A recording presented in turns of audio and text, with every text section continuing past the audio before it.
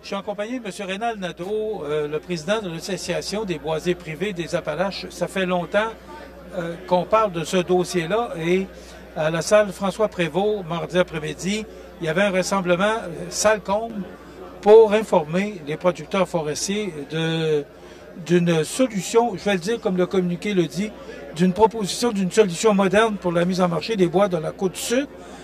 M. Nadeau, bonjour. Bonjour. M. Nadeau, je m'attendais à d'autres choses que ça.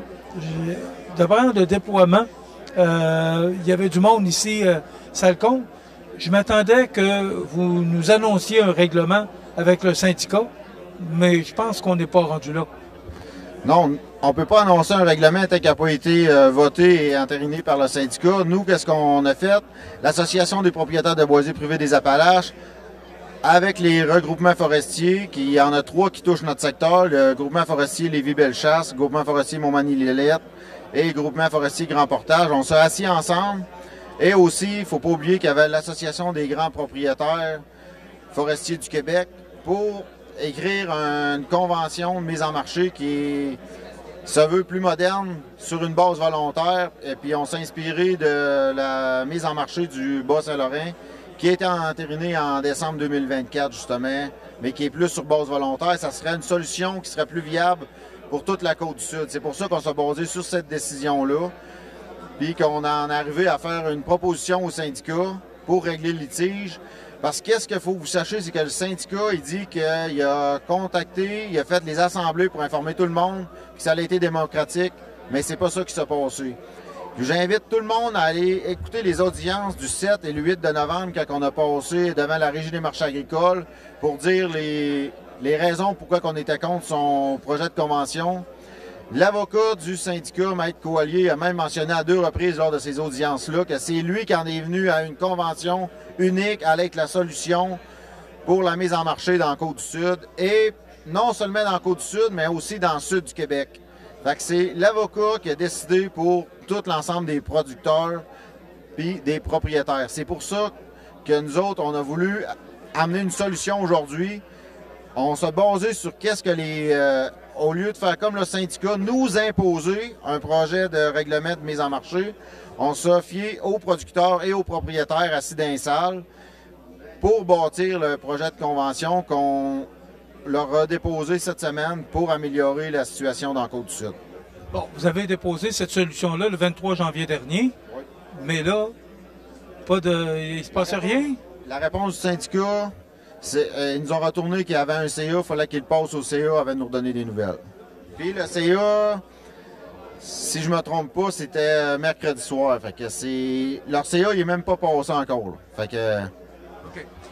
Là, ce qu'on a compris durant la conférence de presse, c'est que dans d'autres régions, le syndicat a accepté.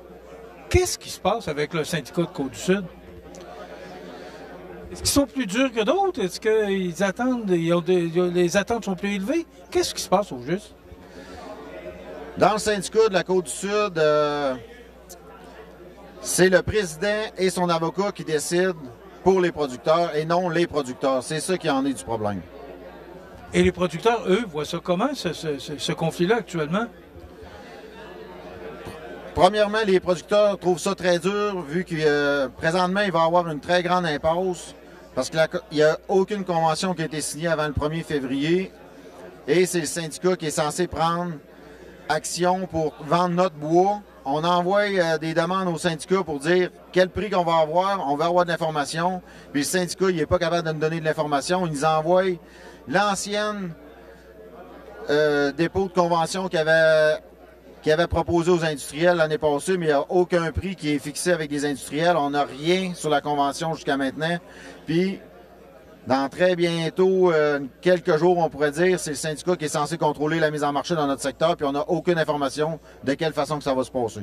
Il se passe quoi à partir, parce que c'est le 1er février, c'est samedi. Donc, à partir du 1er février, il se passe quoi pour vous? Si, là, présentement, on a demandé un sursis pour que la décision soit reportée en juillet. Si la Régie des marchés agricoles nous accorde le sursis, le projet va peut-être être retardé en juillet jusqu'à temps qu'on ait une réponse de la Cour supérieure, vu qu'on a déposé en Cour supérieure. Si le syndicat n'approuve pas notre convention qu'on leur a offerte. Hier, lundi, j'avais en entrevue M. Max Vidal de la pourvoirie d'Aquam qui annonce qu'il va fermer les livres le 31 mars. Ce que je comprends, c'est que si c'est reporté au mois de juillet, ça veut dire que les sentiers de motoneige, parce qu'ils sont actuellement, certains, là, pas tous les sentiers, mais certains sont fermés parce que les propriétaires de boisés interdisent d'aller sur leur terrain, de passer sur leur terrain le temps de ce conflit. Il va se passer quoi? Merci. C'est dommage pour M. Vidal si son entreprise doit fermer, mais je ne crois pas que c'est à cause des sentiers de motoneige qui sont fermés. Parce qu'il faut pas se le cacher, ça fait pas plus que 2 semaines qu'on commence à avoir de la neige dans notre secteur. Puis il y a même à beaucoup de places encore, il n'y a pas assez de neige pour que les motoneigistes circulent. Moi, je trouve plutôt que c'est plate à dire, mais que M. Vidal, il se prend un prétexte pour dire que c'est l'association qui fait fermer les sentiers, mais c'est pas l'association, c'est les propriétaires qui ont exercé une interdiction de droit de passage. Et à très tôt dans une saison de motoneige de même, qui annonce sa fermeture, je crois pas que c'est à cause des fermetures à cause des interdictions de droit de passage. L'annonce de M. Trump qui dit qu'il n'y a pas besoin de notre bois, est-ce que ça risque de vous affecter ou c'est à plus grande échelle? C'est sûr que ça peut affecter toute la filière forestière au Québec. Ça peut être un très gros enjeu aussi si pas d'achat de bois du côté des États-Unis. Ce que je comprenais, c'est que c'est la première convention. Ça fait presque 2 ans que vous êtes en négociation, mais on comprend que c'est la première. Est-ce que c'est toujours la première qui est la plus difficile à signer? Quand on a une convention peut être très facile à signer comme un peu très dur, mais quand on n'a aucune ouverture d'esprit de négociation, c'est sûr que ça devient très difficile à signer une convention. Une convention qui est imposée est toujours plus dure à signer qu'une convention qui est négociée. Là, présentement, qu'est-ce qui est proposé par le syndicat des producteurs de bois de la Côte-du-Sud? C'est une imposition de convention. Nous, ce qu'on propose, quand on est ici aujourd'hui pour proposer, c'est de négocier une convention avec des principes sur base volontaire. Fait que si on négocie tout le monde ensemble, ça va être plus facile d'en arriver à une bonne convention que si elle est imposée. OK. En terminant, c'est quoi les prochaines étapes? Là, vous avez rencontré tout le monde a de l'information, les médias étaient là. Vous avez passé le message. Le syndicat a la proposition de convention entre les mains. C'est quoi la prochaine étape?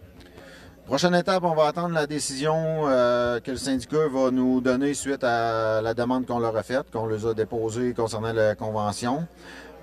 Ensuite de ça, on va avoir des réunions de secteur très bientôt qui s'en vient en février, qu'on va pouvoir avoir plus d'éclaircissements de la part de notre syndicat s'il veut bien nous en donner. Puis ensuite de ça, si on n'a pas d'autres développements sur la convention, bien, il va falloir attendre la décision de la Cour supérieure au mois de mai. Après le mois de mai, bien là, je ne peux pas vous dire qu'est-ce qui va arriver. On va composer avec les décisions qui vont arriver. M. Nadeau, on va vous souhaiter bonne chance. On va vous souhaiter que ça se règle le plus vite possible. Merci beaucoup. Merci. Rénal Nadeau, président de l'Association des propriétaires de bois et privés de Chaudière-Appalaches.